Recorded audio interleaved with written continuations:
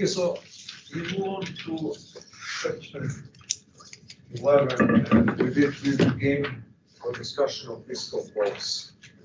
So we enter the heart of macroeconomics. You will remember in the very first class, I believe, I mentioned that one of the ways in which you can almost define macro, say that it deals with two basic government policies, core macroeconomic, monetary and fiscal policy. And you will remember that monetary policy, of course, is everything that governments do or do not do about money, credit, banking, financial markets, regulation, and I think we'll deal with that in much greater detail later on. Fiscal policy is, anyone remembers what is that?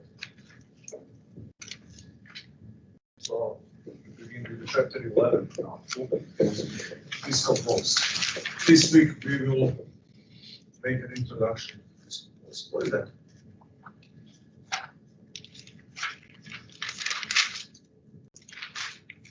How to budget your money. Sorry, love it. Being able to budget your money.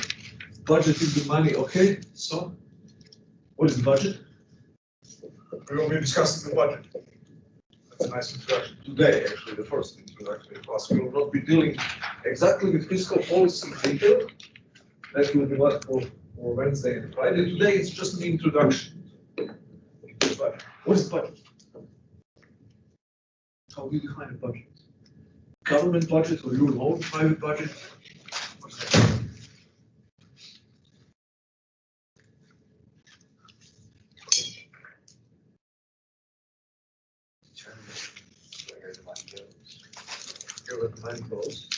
There are two sides of the budget. You want to add something? You kind of calculate how much cost it will, how much something will cost, and you determine how much money you have. So it has to do with managing the expenditures and revenue and incomes. In your private life, actually, budgeting your expenditure is actually trying to figure out how you're going to pay for whatever you want to apply. So it has to do, budget has to do with management of expenditures and revenues. And in the realm of government policy, what are expenditures and what are revenues? What government spends money on and how the government gets the money. Government gets money by taxes. So fiscal policy is anything having to do with government spending and government revenue, which could be divided into two things, but eventually both of them boil down to one and the same thing, and that's taxation. So everything that has to do with government spending and government taxes, that's fiscal policy. All kinds of decisions and policies that the governments enact for a variety of reasons, with different motivations, with different goals. It's called budgeting or fiscal policy. Well, I said from the revenue side, there are actually two aspects, but eventually both of them boil down to one and the same thing. There is another thing. Is everything financed by current taxes?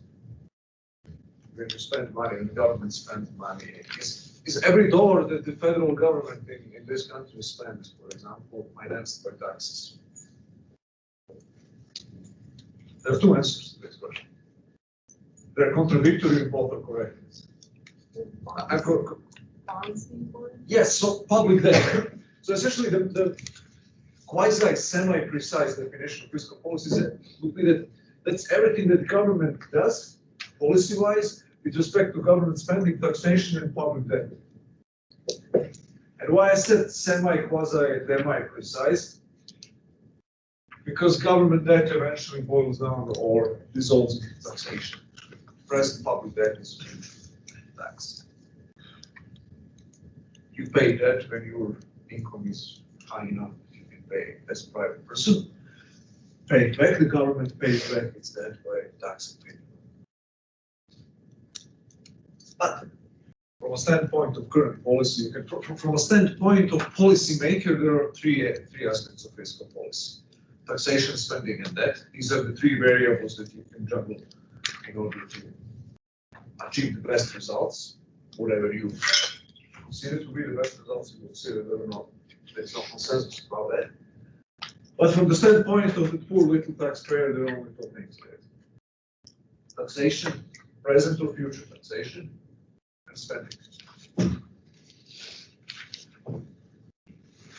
We'll see that quite a bit of mischief, political mischief, stems from the fact that public debt is a future taxation. There is no, the victims of this type of taxation are not yet born, because they're young, they don't vote. The victims of present taxation don't like to get taxed. Since politicians depend on present voters rather than future voters, they're going to roll over more and more of the tax burden, or the burden necessary to service the current expenditure to future taxpayers. But that's the secret. It's a small nugget of political economy. Why public debt is so popular? Because its victims are not here to complain about it. Once the costs of high public debt are to be paid, the present political elite that is in power, government, president, Congress will not be around anymore.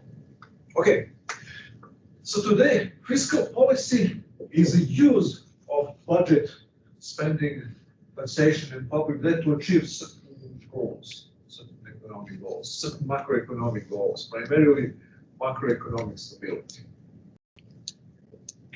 which means positive economic growth, the absence of a recession. More about that on Wednesday and Friday. We will see that there is one type of fiscal policy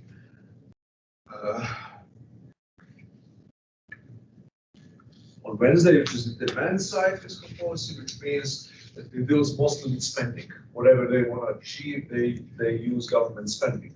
And there's a supply side policy that you do something about taxes and regulations. You want to affect production rather than spending. So that's going to be on Friday. We'll analyze the supply side fiscal policy. And on Wednesday, the demand side. Today, just basic introduction into the federal budget, its structure, type of taxes, type of government spending that exist. Certain definitional issues about the taxes, a little bit about the issues, ethical and moral issues. What is a fair tax? What is an unfair tax burden? Who pays their fair share of taxes? Who doesn't pay? And so on. That's the preliminary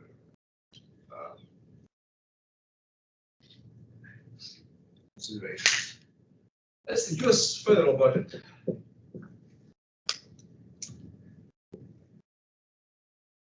You know, which is the single most important item. Greatest percentage of federal budget is spent on which? Military. Yeah, military. Individual military is the most important.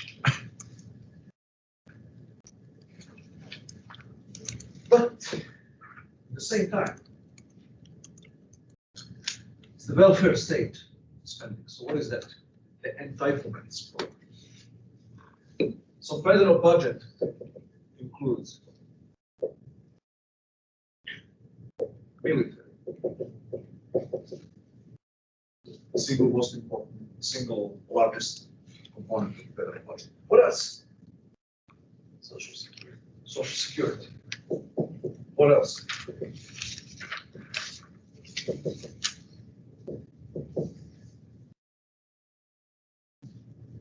Medicare. Medicare. What else? Education.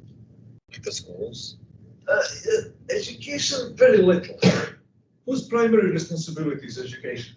System of government in the United States. States. So a great deal of money is spent on education, but that's primarily through the state budgets. State governments run the educational system. There's some funding from the federal side, but it's negligible as compared to the size of the state. The federal involvement in education is more of a kind of regulatory type than spending. By the way, the very constitutionality of federal education is one unions. the American Constitution Amendment number 10. That's what it says. What the federal government can do. All powers not delegated by this Constitution to the United States, nor prohibited by it to the states, are reserved for the states and the people respectively. Which means, in translating into plain English, if something is not written down in the Constitution, the federal government can do it. If the federal government was not explicitly authorized that it can do something, it cannot do it. So that's called strict construction of the Constitution. That says the federal government can do only the things that are explicitly listed in the Constitution that it can do. If it's not on the list, it cannot do it. Of course, now the interpretations of the Constitution came a long way there. Now the federal government is doing many things that founding fathers never thought of. Disability, for example, Medicaid is one point. These three are known as entitlements programs.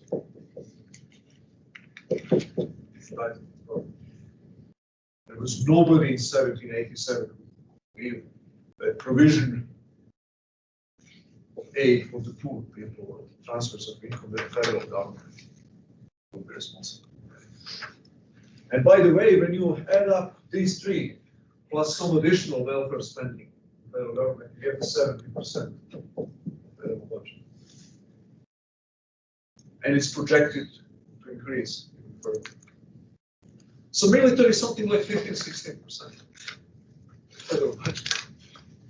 And yet it increases, but it by and large, military increases in military spending follow GDP.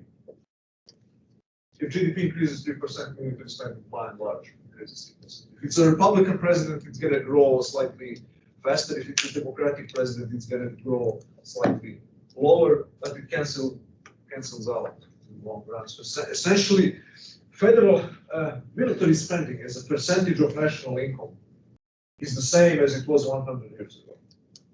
It's much larger in absolute numbers, of course, because the economy grew, but as a percentage of national income is, it's somewhat larger, but not significant. It used to be like 10 or 11%, now it's 14%.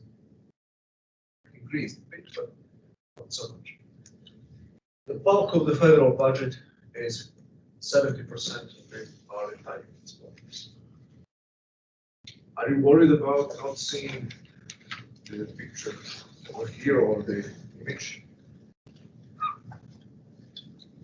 It says it's recording, so see. That doesn't affect you, it's only our friends who are online. Okay, so it's 70%, it's projected to grow still further. So now you know why it's projected to grow still further. Medicare, Medicaid, especially Medicare and Social Security, they're the two most important ones. Medicaid is the difference. But do you know why Medicare and Social Security are a bigger problem than Medicaid? Population is aging. Yeah. Population. So you had, so one example, Social Security, anyone knows when Social Security Act was passed? When was that? 1933?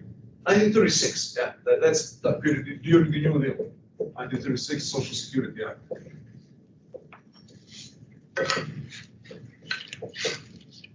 What does it say? What is the main provision? You pay the payroll tax. Payroll tax is a type of tax that funds Social Security and Medicare. It's now currently about 13% of the gross wage, 12.8. On paper, half of it is paid by the employer, half of it is paid by you as the employer. Essentially, you're paying out because the employer just deducts from your wage, reduces your wage for the amount he has to pay. In 1936, what was the main provision? And still is the main provision. You pay the payroll tax, and then what is your right? What you get in exchange for paying payroll tax? You receive Social Security checks for the duration of your life, beginning when? At age 60. 65. What is the life expectancy right now in the United States? When you're born, you're expected to live if you're a man, around 80 years, 79, something like that. If you're a woman, more than that, 83. Social injustice. People in prisons, suicide. We need affirmative action. So it's more than 80 years. Let's say we average it out. So average social security from the government budget doesn't care whether you're a man or a woman. They only care how much money they need to pay. So let's say the average life expectancy is 80 months. So 16 years. A single taxpayer, single worker is expected to receive social security checks. Do you know what was the life expectancy in 1936?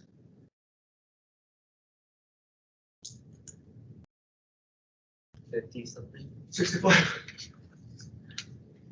So it was like a flip of a coin whether you're going to live long enough to get your first social security check. So it shouldn't shock you that the program was much more viable in 1936 than it's going to be in 2036. I'm not sure. I'm not going to spread here panic, but I'm not sure how much money you will receive when you once in the distant future when you reach 65.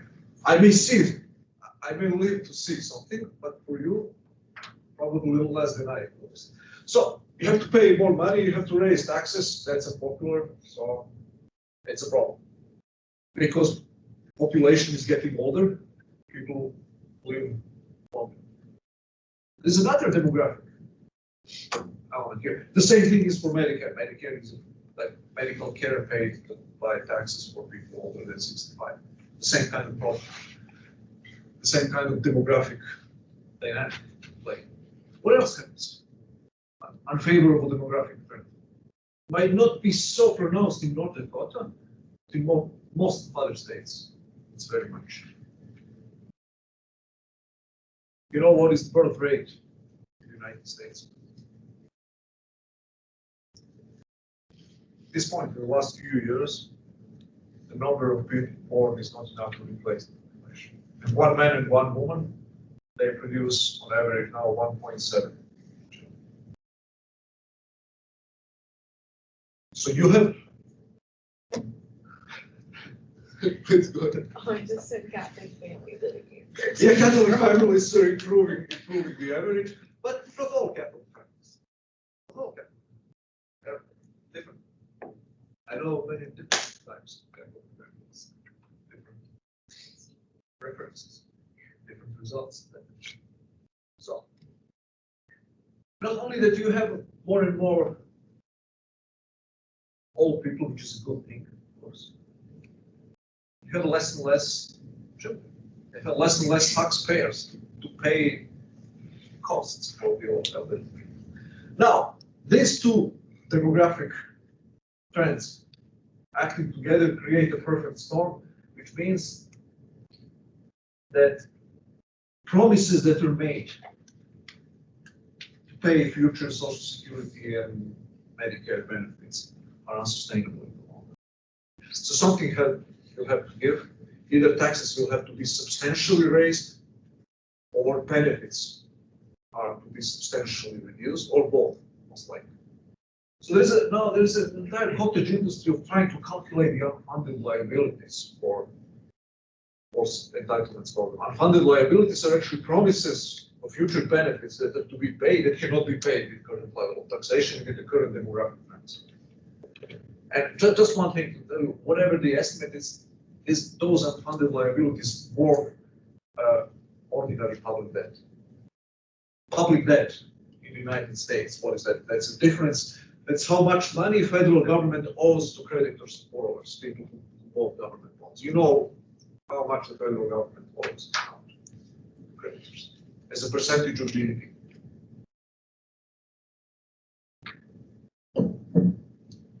About 105, 106, 107% of GDP.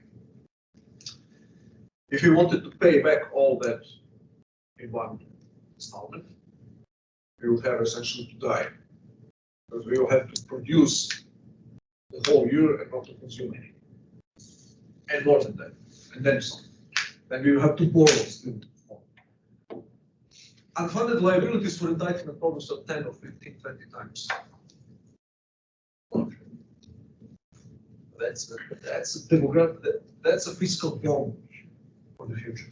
So something will have to happen. What is happening in European countries that there are already one problem in Russia. Vladimir Putin got into trouble last year because Russian government raised the retirement age to 65. 61, 62, 65 for men and 63 for women. And there were all riots. So that's one thing. Another thing is probably possibly conceivable partial privatization. So eventually people will have to. You have some countries that experiment with that. So to say even some Scandinavian socialist countries, Bernie Sanders and also before Mike very much like Sweden. They, not only do they have school choice, that you can get tax vouchers and then decide whether to send your children in a private school or a public school, which is like a bad mark in America. Of while capitalism, you have that in Sweden, and you have also about 20-25% of your payroll taxes go to your private savings account. If you're paying your payroll taxes to the government, you are actually paying for your own private savings. So now that can significantly facilitate the fiscal crisis of the government budget, because people will be. That's the future. People will be depending in one way or another more for their retirement income on private saving or less. Because there will not be enough finance and thank God the life expectancy is not expected to drop into something that at least it doesn't happen. We probably longer than we live right now. Your generation will live longer than my generation. So this system that we now see 70% is going to be 90% in 20 years. That's the projections vary, but all projections is that the share of welfare spending or the entitlement spending in the federal budget will just go. It will shrink as a percent.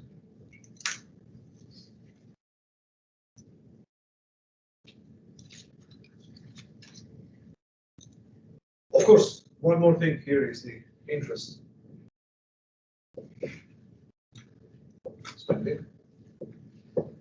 That's the taxes that you have to raise in order to pay back debt.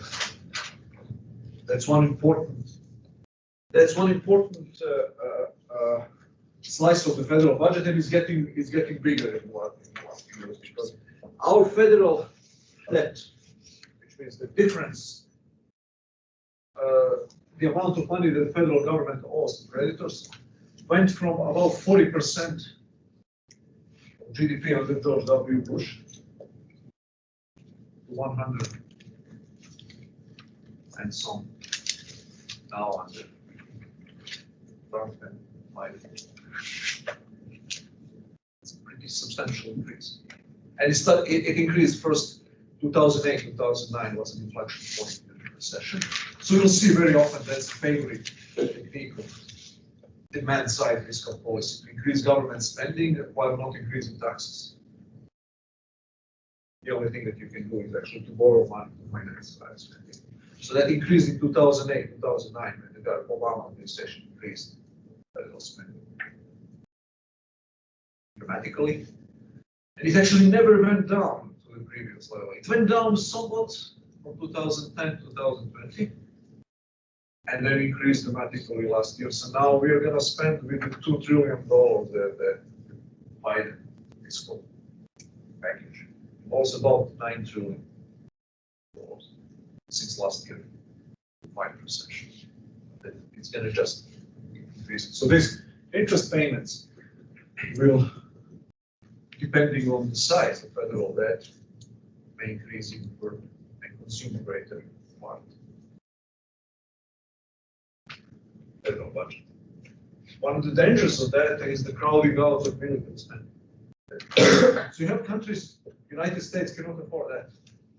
In Canada, federal spending, military spending in Germany and other countries. Remember when Trump was railing against Europeans that they are not paying for NATO enough. Not only that they're not paying for NATO, they're not paying for their own defense. When you look at the percentage that they spend for their domestic spending, that's 2 times lower or 3 times lower as a percentage of GDP than the United States. So essentially, the Western world is free riding on American military protection. Not only Western world, many other countries, Korea, Japan. What's going to happen if Americans in the future? If fiscal pressures in America. American welfare state is relatively modest. All these problems notwithstanding, when you compare America to European countries, American welfare state is not so big. Let's give you one example. When you add up all sources of spending, federal spending, which comprises about 22% of GDP, when you add up the entire federal budget, it's 21, 22, let me see the exact. Oh no, it's about 90%. Okay. Yeah, right, 22. Taxes are 18-19%. Federal taxes. Spending is about 22%, and when you add the state and local spending is about 35%. Historical average used to be since 1960s 32%. You know what it was before the New Deal? 12%, 10%. That's far cry from France and Italy, and Sweden. You know what is the average for the European Union? Average government spending as a percentage of GDP? 50, 49. This is the reason. They have universal and free everything. It costs money. In America, we have some things that are free and universal, but not everything.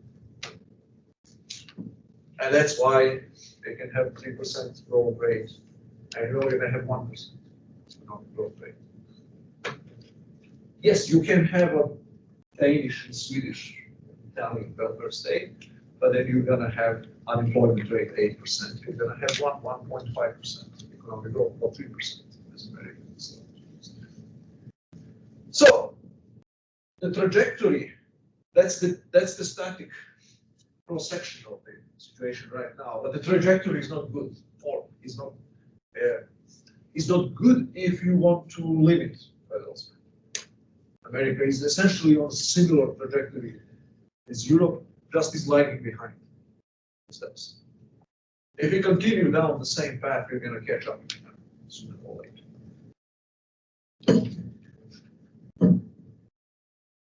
And then when this grows to 95% with the social security and other spending, then there will not be enough money. Then the Chinese and Russians will be very happy about it. The world will be a much nastier place than it is right now. Yeah, there are some people in America who believe that only if American empire is removed, there will be universal brotherhood. No.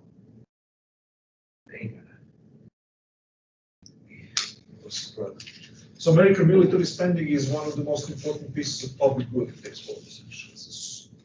Like it or dislike it, American military is the main force for the peace in this world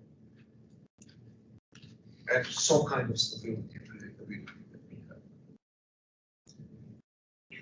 If American economic situation deteriorates, it cannot finance its military, the malign players in international relations, such as Chinese fascist government and Russian fascist government, will feel very much involved. And there are small countries around China and Russia that suffer that will be much more or and instability than now. So see, the macroeconomic trends have geopolitical consequences. So what kind of taxes are paid in the United States to finance those types of government spending? Let's see that education is not at the federal spending, at the federal level, federal budget. There's 4 types the four main sources of tax revenue. There are, of course, payroll taxes.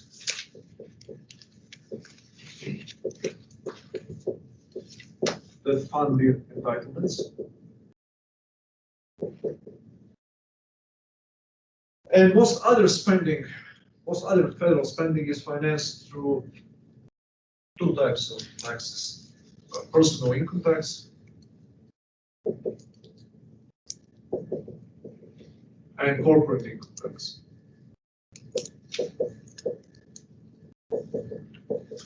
Always profit, tax on profit. Corporate income.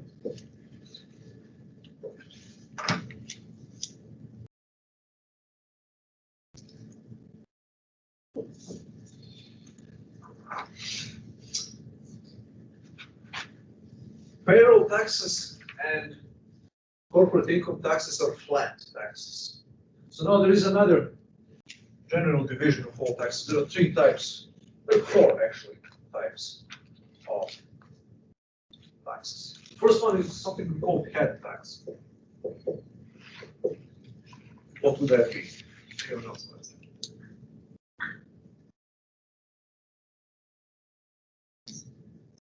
In the past, there is no head tax in the United States. Maybe people did. That means every person has to pay a certain amount of money, $1,000. You live here, you pay $1,000. Tax per head. That's fixed amount of money that every taxpayer has to pay. Once you pay that, you are good. It doesn't matter whether you are employed or unemployed, whether you're Bill Gates, Jeff Bezos, or a homeless person, you have to pay $1,000. That's it. Of course, that's the type of taxes that prevailed in some previous times. It's a possibility. Some of us radical libertarian viewers sometimes mean a regime of universal head tax and no other taxes. But it's not realistic to have. The next type of taxes that describe payroll taxes and corporate income taxes belong to this group are so-called flat taxes. Flat or proportional.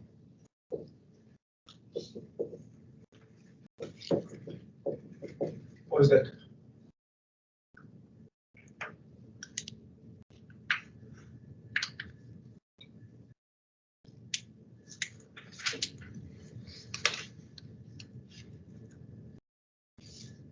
Anyone else? Flat tax. There is a movement for flat tax. One Republican presidential candidate in 2016, Senator Ted Cruz, Texas, proposed flat tax. The same tax for everyone, like the same Same. amount of tax as interest. The same tax, which variable is the same? Interest. Like the percentage. Percentage rate, the same tax rate. So that means you have $1 billion income, you pay 10%. You have $10,000, you pay 10%. So the same tax rate. So you pay 13% of your wage, whatever your wage is, you pay the same percentage for payroll taxes. Corporate income tax, you have $1 billion, you pay the same rate, whatever it is, 16%. It doesn't matter how large taxable income or taxable sum of money you're paying tax for, you pay the same percentage.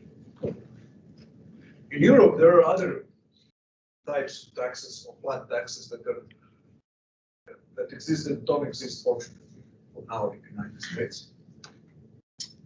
At the state level, anyone knows about any taxes that exist at the state level? Any flat taxes that exist at the state? That they don't exist at the federal level, but exist at the state level. Sales taxes. For every dollar you sell, $1, you pay a tax of 5%. Or value-added taxes. That's a tax for every additional, or the taxes every process of production, every stage of the process of production. Whenever you create a new value, you pay say something about that once again. So those are flat taxes.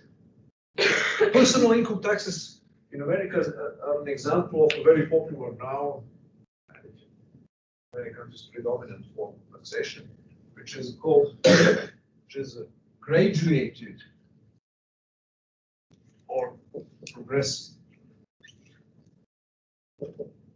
taxes. So how does that work? Why graduated means the same in this context as progressive?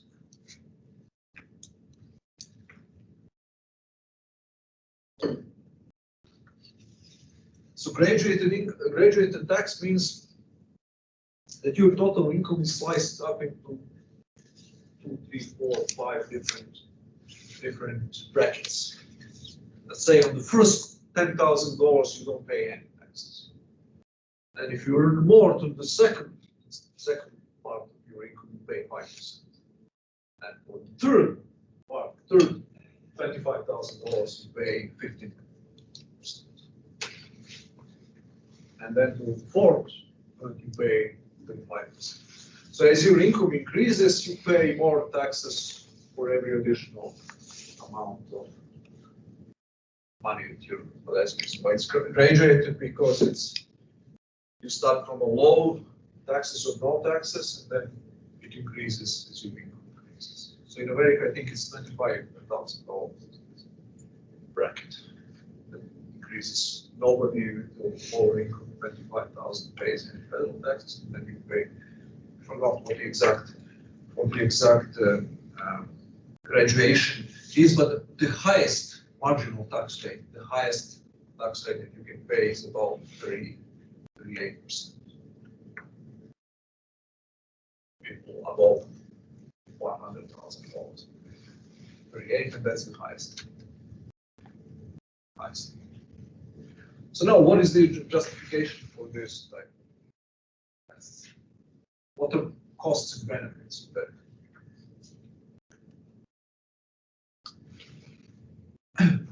This is, what is the benefit? What is justification? Why the government supports this very tax?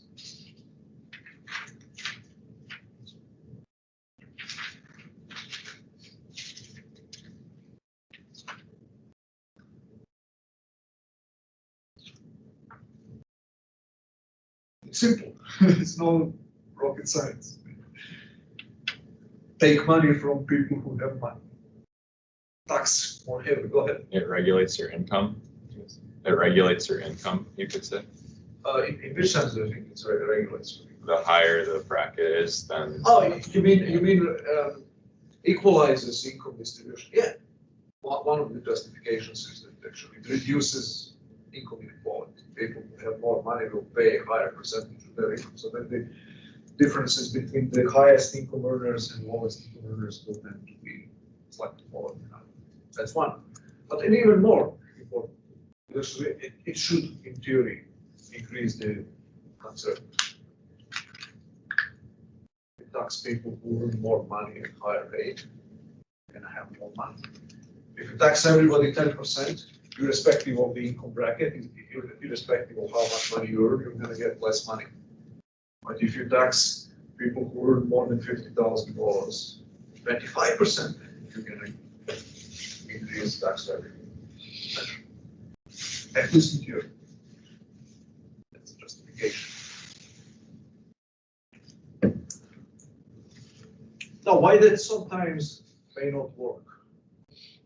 Why sometimes may backfire? If you overdo it, you increase the marginal tax rates on higher incomes. Those incomes above 100,000. What can go wrong with that?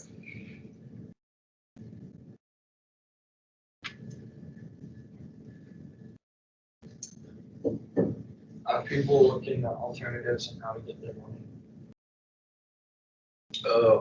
People will look to alternatives. How they can earn money. So like someone who's making above $100,000, if they're getting taxed out the road, they're going to say, well, I'll take stock options instead of taking. And then you have to track the tax, everything, you know, close loopholes. So essentially, people may, if it's an income tax,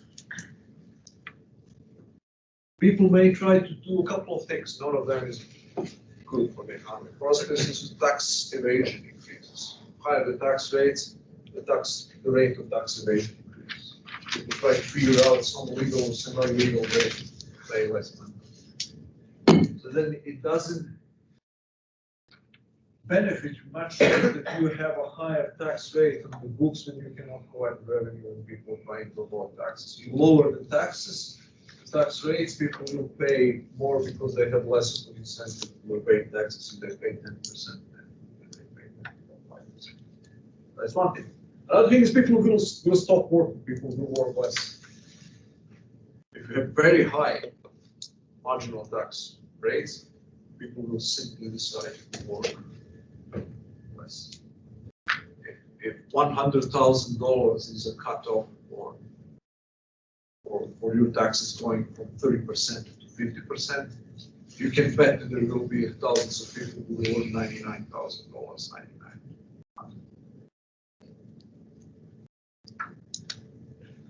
So as example, in Canada, my brother-in-law, he works for a shipping company, and he earns, I don't know, what is the cutoff on that? I forgot. For years, actually, his salary doesn't go up. Why does it go up? Because the company doesn't have any interest in increasing salary to pay them. So what they do, actually, the first time that I met him, I was surprised. We were going someplace from Montreal, Canada to Quebec City, and he was driving. My wife and I were visiting with them, and I wanted to pay gasoline. He said, no, don't bother, because I have free gasoline. How do you have a free gasoline? Because my company pays me. It doesn't make sense for them to pay me cash. They pay me, they give me a card. Every 2 years I can exchange the card, and I have like a free, I think, for as much gasoline as an open book, no limitation. You see, the reason for that is the taxes. They don't want to pay to the government. It's much better for them to pay him this additional sum of money that they think he produces for them in cars, in new tires every 6 months, in gasoline, in whatever because he's a fanatic of cars and so on, they pay that way. Some other people get vacations or whatever.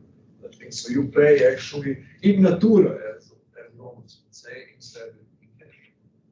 So see how much money if the tax rate remained the same, how much money the Canadian government would collect for my brother-in-law and the employees of his firm alone. Now that's the money that is spent in a different way, and federal government doesn't have a cent of tax revenue. He is worse off, of course, because he would have preferred to have cash rather than gasoline. But it's better than nothing, to the extent that he consumes a large amount of gasoline. It's some kind of compensation. It's not as good as cash, but it's something. So everybody is worse off. Nobody is actually better off than in the situation with the lower taxes. He's not better off. Company is not better off. The government. Okay, so you see that it's a tricky proposition. You can increase tax revenue up to a point by increasing tax rates, but you cannot do it indefinitely. There is one. So I'll finish with this. We don't have time for that. Theoretically, you can do it. You can increase tax rates so much that you increase the tax rate and your revenue goes down.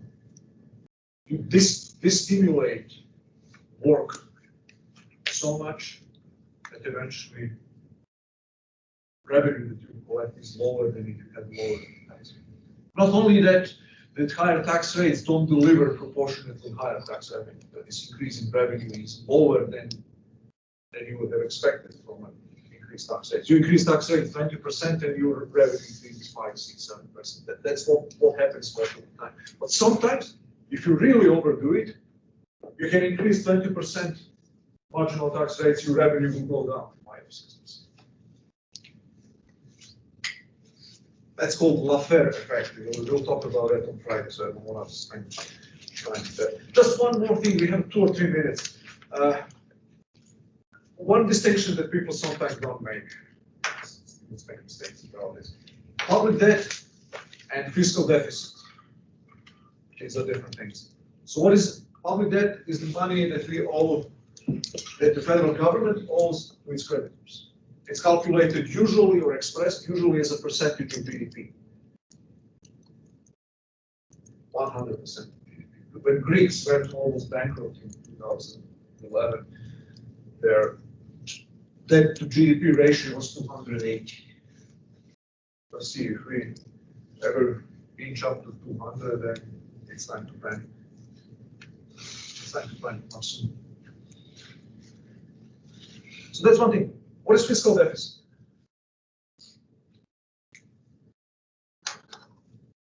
That's the difference between government spending as a percentage of GDP or in absolute terms and tax revenue. So you see, your book, you have those in the PowerPoint presentations. You have those lists. Now, it's 22%. Federal spending is a percentage of GDP is 22%. Tax revenue is about 18.5%. That means that you have a gap of 3 or 4%. That's fiscal deficit. Difference between federal spending and taxes is fiscal deficit. And there are 2 types of fiscal deficits. You can think of it in 2 ways. There is one thing that is usual, regular fiscal deficit, even in good economic times.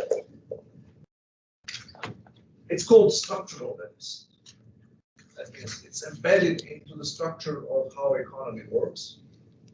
And if you have a chronically high level of spending, and you cannot increase taxes anymore, you may have a permanently high fiscal deficit.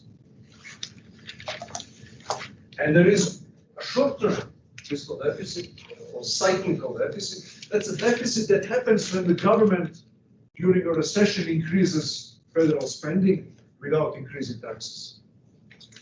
And this deficit tends to shrink once the economy starts recovering. Because then the tax revenues increase, larger the economy with the same tax rates, revenues increase, and then the fiscal deficit also. It's a cyclical deficit. But the cyclical deficit depends, it's not embedded into the structure of the economy, it depends on economic policy. The government believes that the way how to fight the recession is to increase spending and finance public debt, then you will have a high fiscal deficit. If it doesn't believe, just like President Warren Harding in 1921 didn't believe, he cut taxes and federal, he cut taxes and spending even more. So there was no fiscal deficit. And that was the way how he fought recession. Nowadays, presidents and politicians do not fight recessions that way, so you typically have cycle. So, fiscal deficit versus public debt. Any final questions? Okay. I'll see you then on Wednesday. Just a few more things about taxes, and we'll move on to demand side fiscal policy. Things on fiscal policy.